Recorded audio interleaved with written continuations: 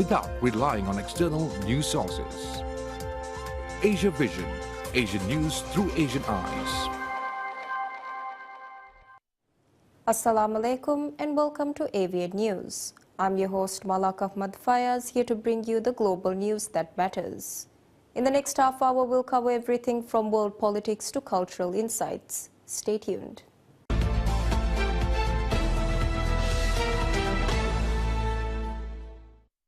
A top official of the UN World Health Organization (WHO) says that Mpox is not the new COVID and European governments need to show strong political commitment to eliminate it while standing in solidarity with Africa. Briefing journalists in Geneva, Dr. Hans Kluge, WHO Regional Director for Europe, insisted that the risk from Mpox to the general population was low. He rejected comparisons between the fast-spreading viral disease, which the agency determined to be an international public health emergency last week, and the COVID-19 pandemic, regardless of whether it's Mpox Clade 1 being the ongoing outbreak in the East Central Africa or Mpox Clade 2 being the 2022 outbreak that initially impacted the Europe and has continued to circulate in Europe since. Mpox is not the new COVID. Regardless of whether it's Mpox Clade 1 behind the ongoing outbreak in East Central Africa or Mpox Clade 2 behind the 2022 outbreak that initially impacted Europe and has continued to circulate in Europe since. We know how to control Mpox. And in the European region, we know the steps needed to eliminate its transmission altogether. 2 years ago, we controlled Mpox in Europe thanks to the direct engagement with the most affected communities of men who have sex with men. Furthermore, Dr. Kluge recalled that the 2022 European Mpox outbreak was brought under control thanks to the direct management with the most affected communities of men who have sex with men. He cited behavior change, non-discriminatory public health action and Mpox vaccination as factors of success in Europe in 2022.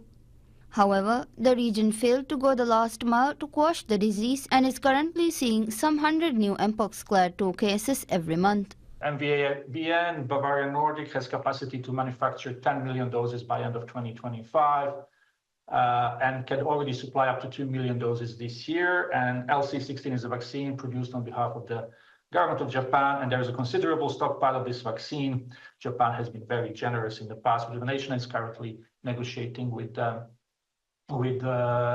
government of Congo for the donation. Last week, Sweden became the first country outside Africa to record a case of Mpox Clade 1 variant at the center of the latest outbreak, which has been spreading from the Democratic Republic of the Congo, DRC, to neighboring countries. The Swedish case concerned a person who had traveled to an affected area of Africa. Dr. Kluge urged that the current state of alert due to Clade 1, which is considered to be more severe, gives European health authorities the opportunity to also strengthen focus on Clade 2 and eliminate it once and for all. The UN Health Agency representative called specifically for European solidarity with Africa, notably regarding equitable access to vaccines. WHO recommends the use of MVA-BN or LC16 vaccines or the ACAM 2000 vaccine when the others are not available. These have originally been developed against the now eradicated disease smallpox. WHO spokesperson said that the producer of MVA-BN, Bavarian Nordic, has capacity to manufacture 10 million doses by end of 2025 and can already supply up to 2 million doses this year. We can and must tackle Mpox together, across regions and continents. So will we choose to put the systems in place to control and eliminate Mpox globally, or we will enter another cycle of panic and neglect?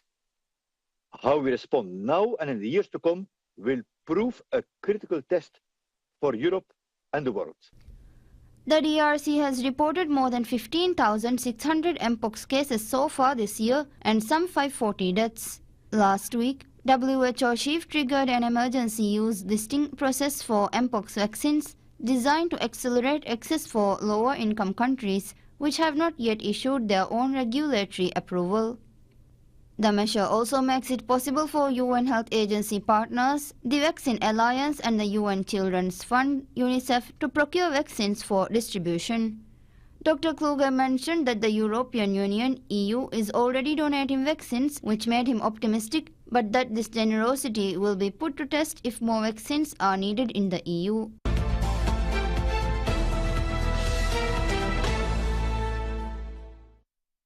Palestinian journalists stage protest decrying Israeli violence against media in Gaza. The Palestinian news outlet reported that Palestinian journalists have staged a protest in Gaza denouncing Israeli violence against media. Journalists gathered in front of Nasser Hospital in the southern Gaza city of Khan Yunis, holding pictures of colleagues killed by Israeli forces. Protesters urged international institutions and press unions to protect Palestinian journalists and their work amid the ongoing war. According to the latest tally by the Committee to Protect Journalists, at least 113 journalists and media workers have been killed in Israeli airstrikes in Gaza since the beginning of the war.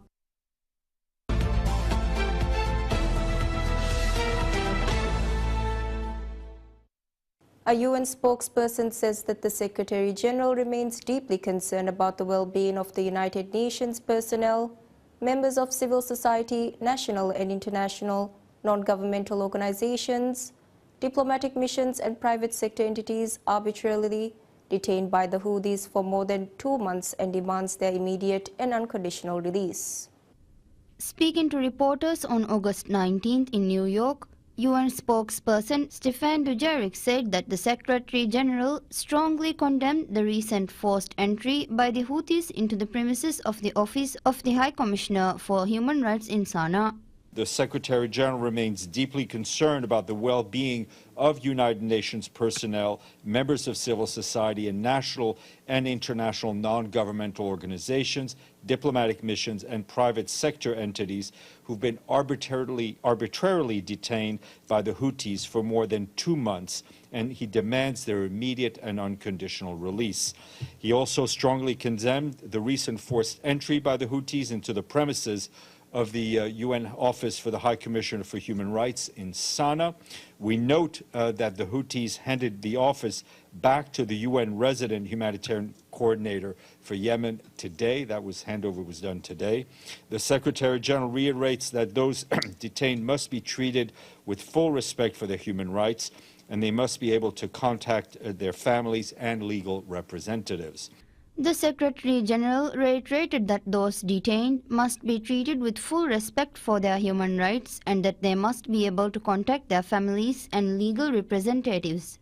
The spokesperson concluded that the UN and its partners should never be targeted, should never be arrested, or should never be detained while carrying out mandates. The humanitarian and development situation in Yemen is dire, with over 18 million people suffering the consequences of food insecurity, epidemics, displacement, damaged infrastructure, and critical economic conditions. The UN is working tirelessly to address the impact of the situation of the people of Yemen, but the safety of our personnel must be assured. The United Nations and its partners should never be targeted, should never be arrested, and should never be detained while carrying out our mandate.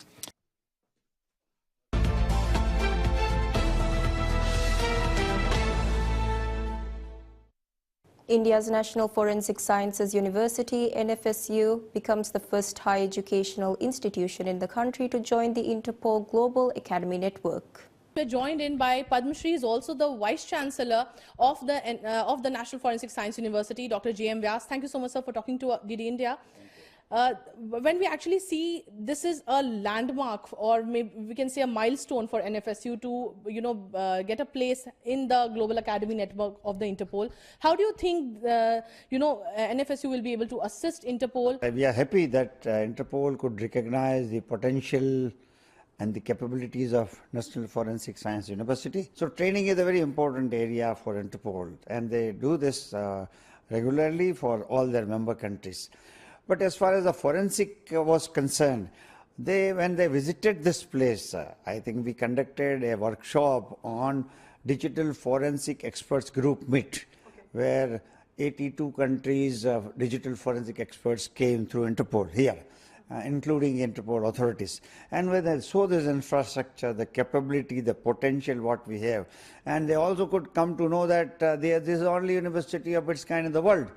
And everything was available here. We were able to give hands-on training to them. And then the discussion took place as to why can't we be a part of their global academic network. How do you think that you will be able to help these countries when there are red corner notices and different things that they have to catch the criminals? How do you think digital forensics will help with that? Yeah, we normally talk that cyber crimes have no boundaries. So you can, sitting in a corner of one country, you can commit this kind of a crime in another country. These are the crimes which require good forensic capabilities with latest cutting-edge technologies, etc., which fortunately we have. So we will be able to even do some kind of investigation in this area. Thank you so much, sir, for talking to us. So here we had Dr. J.M. Vyas speak to us on the milestone that NFSU has achieved with creating a space for itself in the Interpol Global Academy Network. With camera person Kunal, this is Meghna De for DD India from Gandhinagar.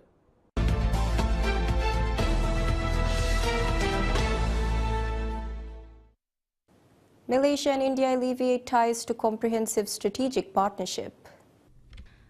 Malaysia and India have agreed to elevate their relationship from an enhanced strategic partnership (ESP) to a comprehensive strategic partnership (CSP).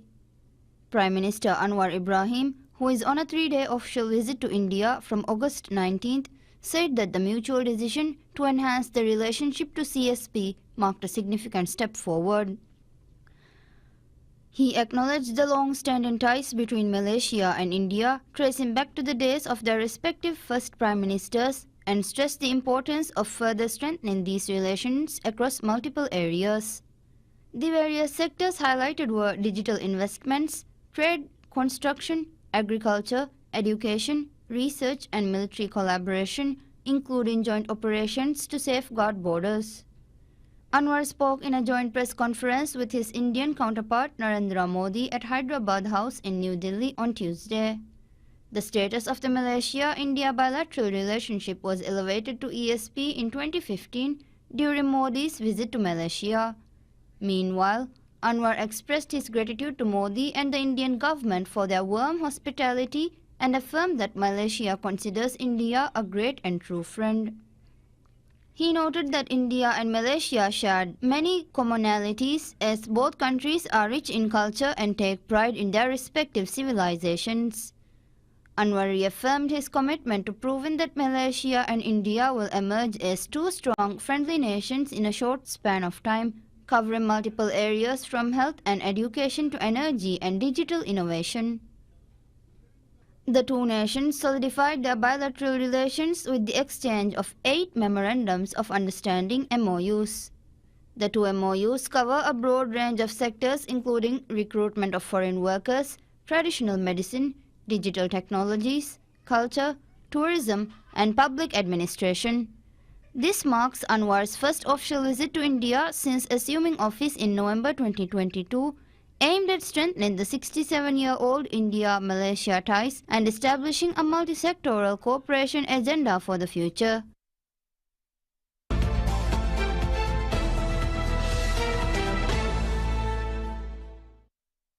Indian community in Poland's Lodz is exhilarated about PM Narendra Modi's Poland visit. I'm here in Łódź, which is the industrial hub of the Indian companies. 200 companies are located here, and I have with me these very excited Indians who are ready to welcome the Indian Prime Minister Narendra Modi. Let's talk to them and find out. What's your name? Amit Lat. Mr. Amit, how do you feel about this visit of the Prime Minister? It's absolutely a proud moment for India and Indian community out here. And even the Polish diaspora is looking forward to this visit of Prime Minister Modi. It's an epic visit. You know, after 45 years, the Prime Minister is arriving to this country. And I think this is going to take India relations with Poland at a different level. What makes Łódź so important for Indian diaspora and also for the Polish economy? There are more than 200 plus Indian companies who are contributing to the fashion industry across Poland, you know. And that's the reason Indian community plays a very, very important role out here, and especially all the Indian companies out here. it's a very big moment for us who live here for around maybe 30 years, 20 years, me myself being born and brought up here 24 years. And especially it's very proud of the things that Modi is doing around the world. For example, recently we were in a Paris textile fair. There you could proudly see on the entrance a big image of India and Narendra Modi and the exhibition of Bharat Tex being promoted around the world. So it's like step by step he's making big changes, and we're excited to see what changes he brings to Poland. Bharat Mata ki Jai! Bharat Mata ki Jai! Bharat Vande Vande Vande. So there you hear all these people, they are from the Indian diaspora and they are also very excited, and why not? The long wait of 45 years is now over. With cameraman Sanjeev in Bhuj, this is Vishal Baristo for DD India.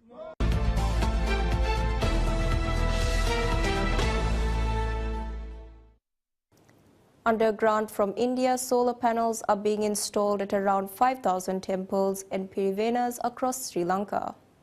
Solar panels are being installed at around 5,000 temples and monastic colleges across Sri Lanka under the grant from India. Solar panels are being installed at 4,000 temples and 800 monastic colleges, with plans to extend the project to additional 3,000 temples. The project is being implemented under a grant of $15 million. High Commissioner of India, Santosh Jha, said that the Indian government has implemented projects across all 25 districts of Sri Lanka. The public unveiling of these projects is likely to be delayed due to the upcoming election. The Indian High Commissioner also distributed solar lanterns to beneficiaries of houses built with Indian grant assistance in the plantation areas.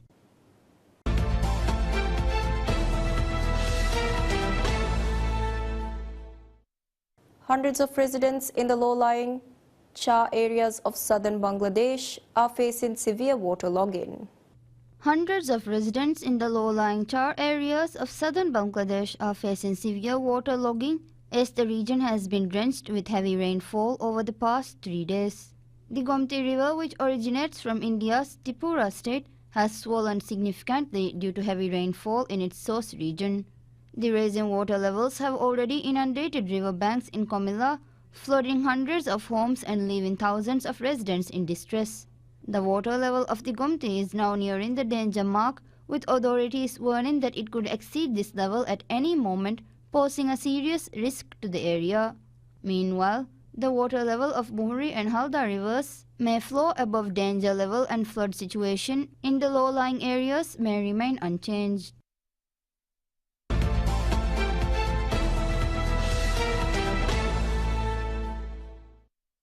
The final findings of the EU's anti-subsidy investigation into imports of battery electric vehicles from China, which were released by the European Commission, are based on discriminatory data, only recognized by the EU in violation of WTO rules, said a spokesperson for China's Ministry of Commerce, vowing to take countermeasures.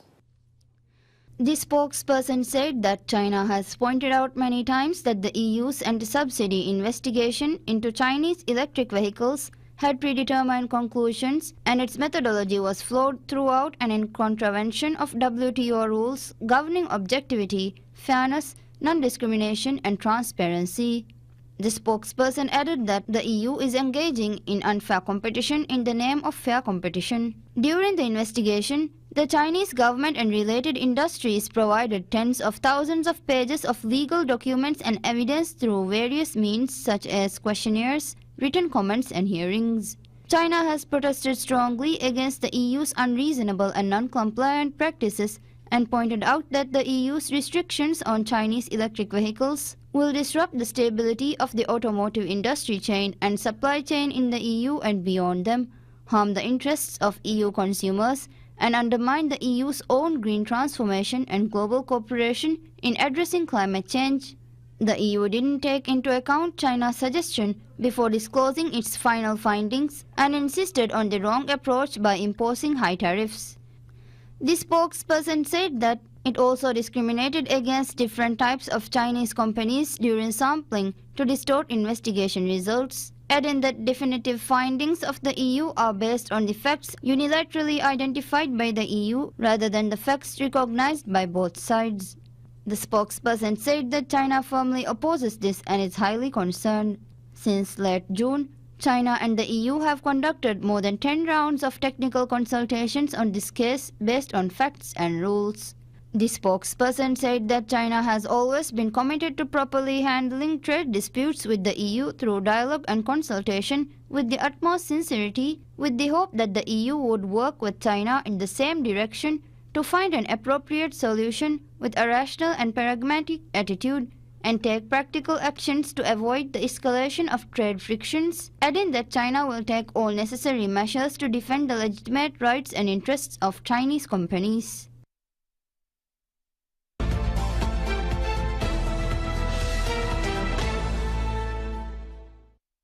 Indonesian embassy in Astana, Kazakhstan held a diplomatic reception titled Bali Night Festival at Astana's Kaz Drama Theatre to celebrate the 79th Independence Day and the 31st anniversary of Indonesia-Kazakhstan diplomatic ties on August 17th. Indonesian Ambassador to the Republic of Kazakhstan and the Republic of Tajikistan, M. Fajrul Rahman, said in his remarks that this year's Independence Day celebration was unique because it was the first time the ceremony was held at two locations, the Merdeka Palace in Jakarta and the State Palace in Nusantara, East Kalimantan. Apart from celebrating Indonesia's 79th Independence Day, the event also commemorated the 31st anniversary of Indonesia-Kazakhstan bilateral relations and 1 year of sister city relation between Astana and Nusantara. The bilateral relations between Indonesia and Kazakhstan have been progressing well. For example, the investment sector saw an increase in investment flow from Kazakhstan to Indonesia in the first semester of 2024, with more than $2 million of investment. On the political front, Indonesia and Kazakhstan have also developed a stronger cooperation phase. During the event, a guest from Kazakhstan government, who is also Deputy Minister of Development, Innovation and Space Industry of Kazakhstan, Konyashkin Rostislav Anatolievich, congratulated Indonesia for the 79 years of independence. He encouraged the guests and people of Kazakhstan to visit Indonesia, especially Bali. Ambassador Fajrul also invited the attendees to visit Indonesia and reminded that apart from Bali, Indonesia now has 10 new other tourist destinations.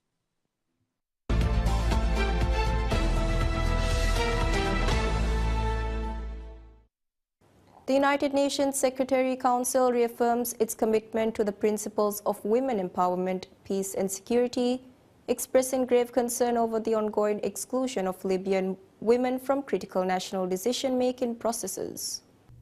The Security Council signatories of the Statement of Shared Commitments for the Principles of Women, Peace and Security (WSP) highlighted the lack of Libyan women's full, equal and meaningful participation in shaping the future of their country. We express our grave concern about the lack of Libyan women's full, equal and meaningful participation in shaping the future of their country. There have been no women in the 5+5 Libyan Joint Military Commission on Security Arrangement or the 6+6 Libyan Joint Committee for preparing electoral laws and women representation has been low in national dialogues, parliament, and government. The Security Council called on the UN to continue reporting on women's representation in all relevant committees and institutions, urging Libyan authorities to ensure the full, equal, effective, meaningful, and safe participation of women at all levels. This includes leadership positions and all stages of decision-making related to inclusive political processes, democratic transition, reconciliation efforts, conflict resolution, and peace building. The Council condemned reprisals against Libyan women participating in public and political life, calling on Libyan authorities to hold perpetrators accountable. The Council also urged the UN support mission in Libya to strengthen its response to these issues within its mandate. While the country's national elections were postponed sine die, provisions for a 30% quota for women as agreed by the Libyan Political Dialogue Forum roadmap, or 25% as set in the draft Libyan constitution, risk being ignored, as the latest approved electoral law only allocates 6 seats to women out of the 90 seats composing the future Libyan Senate.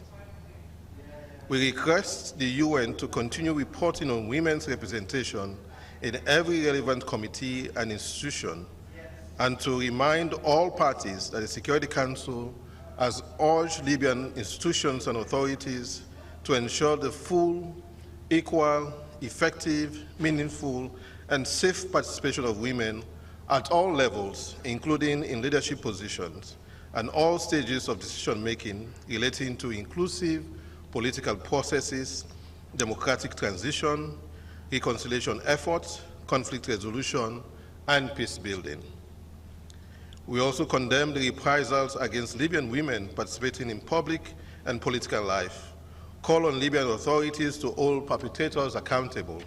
The Security Council expressed concern over online harassment and violence against women, noting its potential to escalate into physical violence, which can impact women's ability to participate in politics, civic life, and media in Libya.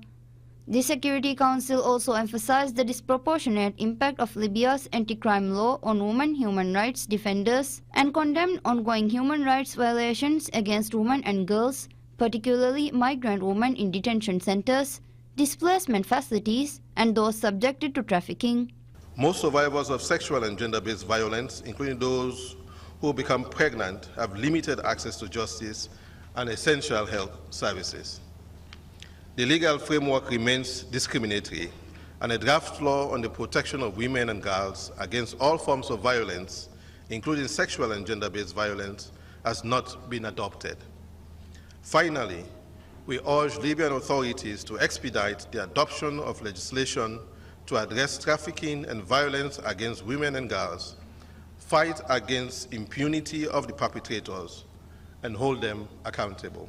The Council statement concluded with a call for the Libyan government to prioritize the protection and empowerment of women and girls as a crucial element for achieving lasting peace and stability in the country.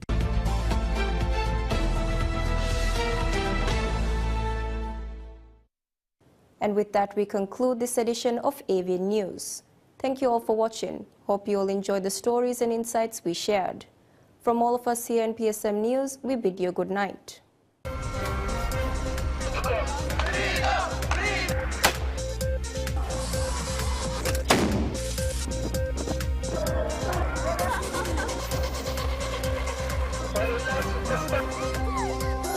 Creating a news agenda that reflects an unbiased view of Asian current affairs without relying on external news sources. Asia Vision, Asian news through Asian eyes.